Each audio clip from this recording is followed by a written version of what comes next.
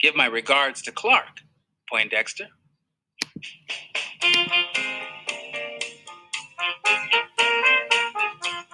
Larry Dunn was the king of the kindergarten to fourth grade where I went to school at Clark Elementary. He was king because he was a lot older than anyone else and twice as strong as the rest of us. He was stronger because he was almost full grown and he'd flunked some grade 2 or 3 times. He was the third oldest kid at Clark. The only ones older than him and stronger than him were Byron and Buckhead, who were in the 6th grade and who'd also flunked some grade at least once. We weren't sure because it was something that Mama and Dad didn't talk about. Larry Dunn was king of the kindergarten to 4th grade only because Byron didn't care about them. Larry was the king of Clark, but Byron was a god. It seemed like that would make me a prince or a real strong angel or something, but it didn't work that way. I was just another 4th grade punk. I guess having the school's god as my brother did give me some kind of special rights, but not a whole bunch. It helped me with stupid stuff, like the time I found a dollar bill and got too excited and was crazy enough to show it to Larry Dunn. I knew this was a big mistake about a second before he stuck his hand out and said, "Let me see it." What could I do? "Kenny," he said, "where you find this buck?" "Outside the school over by Kenilworth." Larry turned my dollar over and over, and I started getting nervous. "You know what, Kenny?" "What?" I held my breath. "This is some real strange stuff, but I lost 50 cents over on Kenilworth yesterday, and I bet my 50 cents got hooked up with someone else's 50 cents and made this here buck." Whew. I let my breath go, smiled, and nodded. We went to the store to get change, and Larry Dunn got back the 50 cents he lost, and I got to keep the other 50 that got hooked up with Larry's. I knew if it wasn't for Byron being my big brother, Larry would have said something like, "Since my 50 cents found this other 50 cents and they hooked up to make this here buck, I'm going to keep the whole thing. You know the rules: finders, keepers, losers, weepers." Having the school's god as my relative helped in some other ways too. I had 2 things wrong with me that would have gotten me beat up and teased a lot more than I did if it hadn't been for By. The first thing was, because I loved to read, people thought I was real smart, teachers especially. Teachers started treating me different than other kids when I was in the 1st grade. At first, I thought it was cool for them to think I was smart, but then I found out it made me enemies with some of the other kids. Back when I was in the 2nd grade, Miss Henry used to take me to different classrooms and have me read stuff out of the Bible or the newspaper in front of other kids. This was a lot of fun until I started looking up from what I was reading and noticed that while Miss Henry and the other teachers were smiling a mile a minute, all the kids had their faces twisted up or were looking at me like I was a 6-legged dog. 2 years ago, Miss Henry took me to Mr. Allums's 5th grade class.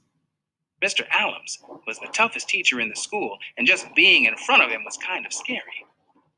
He looked down at me and said, "Good morning, Mr. Watson. I hope you are in good form today." I just nodded at him because I wasn't sure what that meant. "Don't be nervous, Kenny," Miss Henry said. "Mr. Allums would like you to read a few passages from Langston Hughes."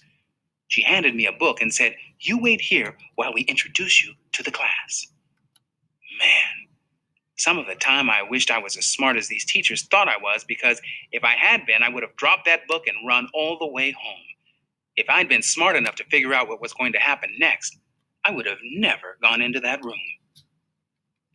I stood in the hall, looking at the stuff they wanted me to read while Mr. Allums told his class, "All right, I have a special treat for you today.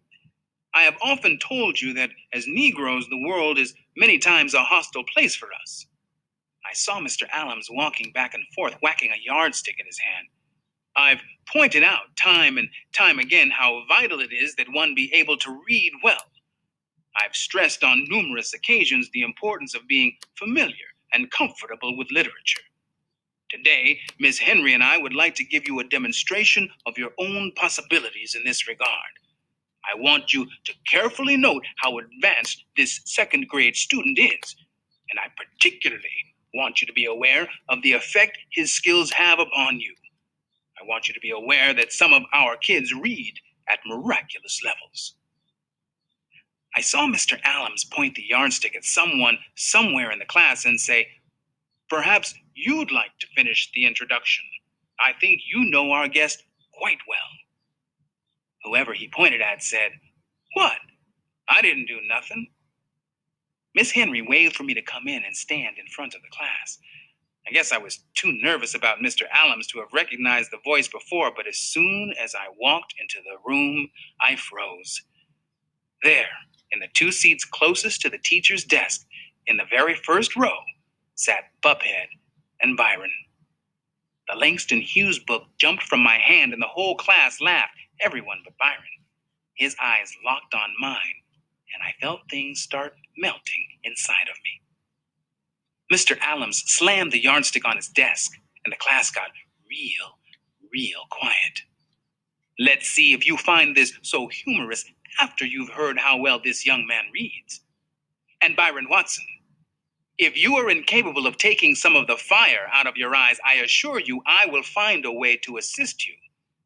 If, instead of trying to intimidate your young brother, you would emulate him and use that mind of yours, perhaps you'd find things much easier.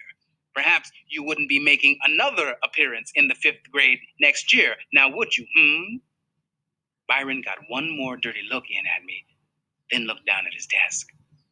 Mr. Allums might as well have tied me up to a pole and said, "Ready, aim, fire." I read through the Langston Hughes stuff real quick, but that was a mistake. Miss Henry said, "Slow down some, Kenneth." And then she took the book from me and handed it back upside down. She had a great big smile when she told Mr. Allums, when he goes too fast, this slows him down a bit. I read some more with the book upside down and got some real strange looks from the 5th graders. Finally, they let me quit. Mr. Allums stood up and clapped his hands, and a couple of the old kids did too. Byron never looked at me the whole time, but Buphead was giving me enough dirty looks for both of them. "Bravo! Outstanding, Mr. Watson! Your future is unlimited! Bravo!" All I could do was try to figure out how to get home alive. I didn't even get out of the schoolyard before Byron and Buphead caught up to me. A little crowd bunched up around us, and everyone was real excited because they knew I was about to get jacked up.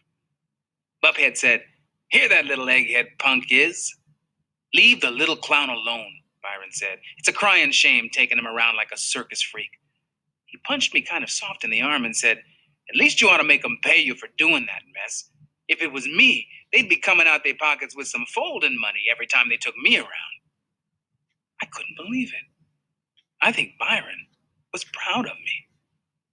When everybody saw Byron wasn't going to do anything to me for being smart, they all decided that they better not do anything either. I still got called Egghead or Poindexter, Professor some of the time, but that wasn't bad compared to what could have happened. The other thing that people would have teased me a lot more about if it hadn't been for Byron was my eye. Mama said it wasn't important, that I was a real handsome little boy, but ever since I'd been born, one of my eyeballs had been kind of lazy. That means instead of looking where I tell it to look, it wanted to rest in the corner of my eye next to my nose. I'd done lots of things to make it better, but none of them worked. I'd done exercises where I had to look that way, then this way, then that way, up and down and up. But when I went to look in the mirror, the eye still went back to its corner. I'd worn a patch on my other eye to make the lazy one work, but that didn't do anything either. It was fun to play like I was a pirate for a while, but that got boring. Finally, Byron gave me some good advice. He noticed that when I talked to people, I squinched my lazy eye kind of shutter that I'd put my hand on my face to cover it. I only did this because it got hard to talk to someone when they were staring at your eye instead of listening to what you had to say. "Look, man," he told me, "if you don't want people to look at your messed up eye, you just gotta do this." Byron made me stand still and look straight ahead. Then he stood on my side and told me to look at him. I turned my head to look. "Nah, man, keep your head straight and look at me sideways." I did it. "See? You ain't cockeyed no more. Your eye's as straight as an arrow now." I went to the bathroom, stood on the toilet, and leaned over to look in the mirror sideways, and Byron